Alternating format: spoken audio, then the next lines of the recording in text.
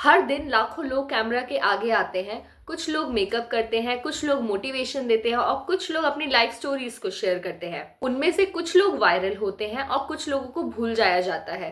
कुछ अपनी दुनिया ही बदल देते हैं। ऐसे ही लोगों को हम इन्फ्लुएंसर्स कहते हैं, जो एक रील से हमें मोटिवेट कर देते हैं, एक पोस्ट से हमारा ओपिनियन बदल देते हैं और एक वीडियो से किसी की लाइफ को इंस्पायर कर देते हैं। पहले के टाइम में करियर का मतलब होता था डॉक्टर बनना, टीचर बनना, इंजीनियर बनना, लेकिन आज सोशल मीडिया ने सब कुछ बदल के रख दिया है। आज इन्फ्लुएंसर्स का भी एक अपना ही करियर बन चुका है। आज एक फोन और एक विजन से कोई भी अपनी दुनिया बदल सकता है। आपका टैलेंट, आपकी क्रिएटिविटी, आपकी आर्ट, आजकल हर एक चीज वैल्यूएबल है। इन्फ्लुएंसर्स अब सिर्फ और सिर्फ एक एंटरटेनर्स नहीं है। उनका हमारे ऊपर इतना ज़्यादा इम्पैक्ट है कि वो हमारे डिसीजंस को शेप कर सकते हैं, वो हमारे सोच को बदल सकते हैं अपनी सिंपल एक छोटी सी रील से। आज के टाइम में हर एक बच्चा, हर एक यूथ ये सोचता है कि क्या इन्फ्लुएंसर बनना सच में एक अच्छा करियर ऑप्शन हो सकता है? क्या ये फेम हमेशा के लिए रहती है या फिर सिर्फ एक ये डिजिटल इल्यूजन है? तो आज हम बात करेंगे एक ऐसे प्रोफेशन की जो दुनिया भर में क्रेज बन चुका है, जिसमें ग्लैम के पीछे एक अपनी ही कहानी है, स्ट्रगल, प्रेशर और पैशन की। This is not just about reels and filters, but it is about responsibility.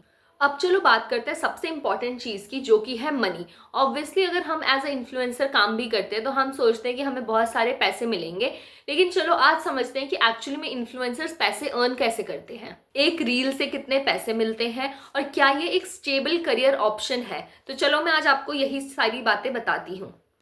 पहला और सबसे ज़्यादा मेन जो सोर्स ऑफ इनकम होती है इन इन्फ्लुएंसर्स की, वो होती है ब्रांड कोलैबोरेशंस। ब्रांड्स चाहते हैं कि हम इन इन्फ्लुएंसर्स को अपने प्रोडक्ट्स भेजें, बदले में वो उसको प्रमोट करें और जो भी उनके ऑडियंसेस हैं, जो भी उनके फॉलोअर्स हैं, वो उस ब्रांड को खरीदना शुरू करें। यहाँ पैसे मिलते हैं कुछ कुछ पॉइंट्स पे कि पहला कि आपका फॉलोअर काउंट कितना है। अगर फॉलोअर काउंट बहुत अच्छा होता है तो इसका मतलब होता है कि आपकी रीच लोगों में काफ़ी अच्छी है। दूसरा कि एंगेजमेंट रेट कैसा है। इसका मतलब है कि आपकी रील्स पर कितने लाइक्स हैं, कितने शेयर्स हैं और कितने कमेंट्स हैं। थर्ड, आपका नीश रेलेवेंस कैसा है, मतलब कि आपकी वीडियो किस चीज़ पे बेस्ड है। और last but not the least कि आपकी क्रिएटिविटी कितनी अच्छी है।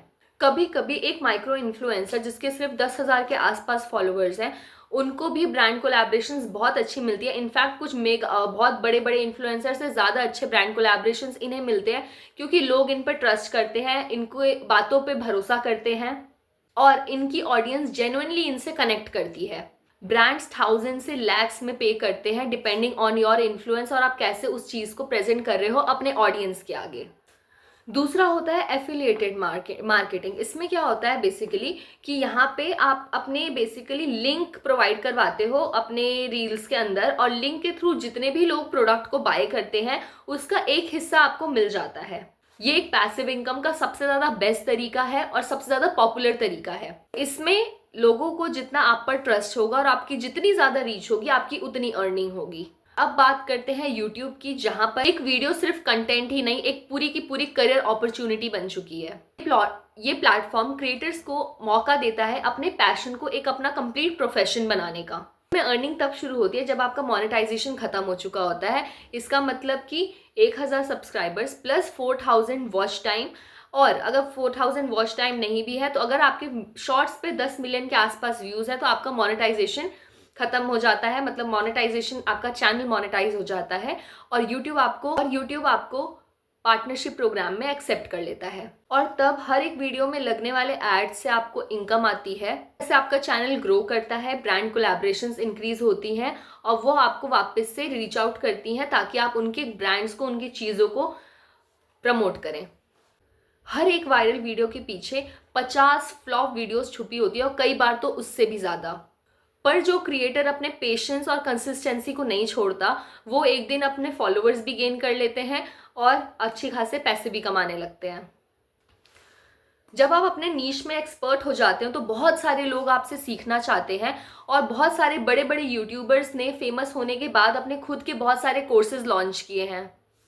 वो कोर्सेज मेकअप में हो सकते हैं, फिटनेस में हो सकते हैं, किसी और नॉलेजेबल चीज़ में हो सकते हैं, बहुत सारी चीज़ों में हो सकते हैं। अब यहाँ पे तुम सिर्फ एक इन्फ्लुएंसर नहीं, अब एक एजुकेटर बन चुके हो और यहीं से आपकी रियल ग्रोथ शुरू होती है। आगे चलकर ये क्रिएटर्स अपने खुद के ब्रांड्स लॉन्च करते हैं। May be it can be clothing brand हो सकता है, कॉफ़ी का ब्रांड हो सकता है, पर्स का ब्रांड हो सकता है, किसी भी तरीके का ब्रांड हो सकता है। आपका नाम एक ब्रांड लोगो बन जाता है और लोग आपसे कनेक्ट करना शुरू कर देते हैं। सोशल मीडिया पे सब परफेक्ट लगता है, आपकी स्किन परफेक्ट लगती है, आपकी लाइफ परफेक्ट लगती है, लेकिन एक इन्फ्लुएंसर की लाइफ बिल्कुल भी परफेक्ट नहीं होती। जो दुनिया देख रही होती है वो सिर्फ एक रील होती है, रियलिटी नहीं। एल्गोरिदम सबसे बड़ा चैलेंज होता है किसी भी इन्फ्लुएंसर्स के लिए, क्योंकि कुछ रील्स पे अगर आपके मिलियंस में लाइक्स हैं या मिलियंस में व्यूज़ हैं, और वहीं सेम एफर्ट्स के बाद अगर आप दूसरी रील डालते हो तो उसमें मे बी आपके लाइक्स कम हो सकते हैं, आपकी कमेंट्स कम हो सकते हैं, आपके व्यूअर्स कम हो सकते हैं। और कल अगर आप दूसरी रील डालते हो तो वहाँ पे भी सेम एफर्ट्स के बाद भी वो कुछ लाइक्स और कुछ व्यूज़ पर जाकर रुक जाता है। यहाँ सक्सेस रैंडम नहीं होती और फेलियर कभी भी प्लान्ड नहीं होता। सक्सेस और फेलियर दोनों का प्रेशर एक क्रिएटर के कंधों पे होता है।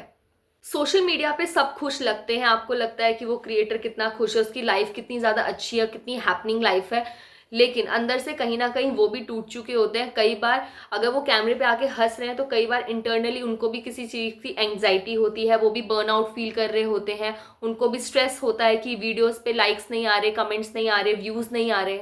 एक टाइम आता है जब इन्फ्लुएंसर्स व्यूज और लाइक्स के पीछे भागते भागते अपना मेंटल पीस खो देते हैं। जैसे जैसे आप ग्रो करते हो वैसे वैसे लोगों के टूवर्ड्स हेट कमेंट्स आते हैं, कई बार बॉडी शेमिंग होती है, जजमेंट होती है, ट्रोलिंग होती है, और ये सब कुछ नेम और फेम के साथ आता है।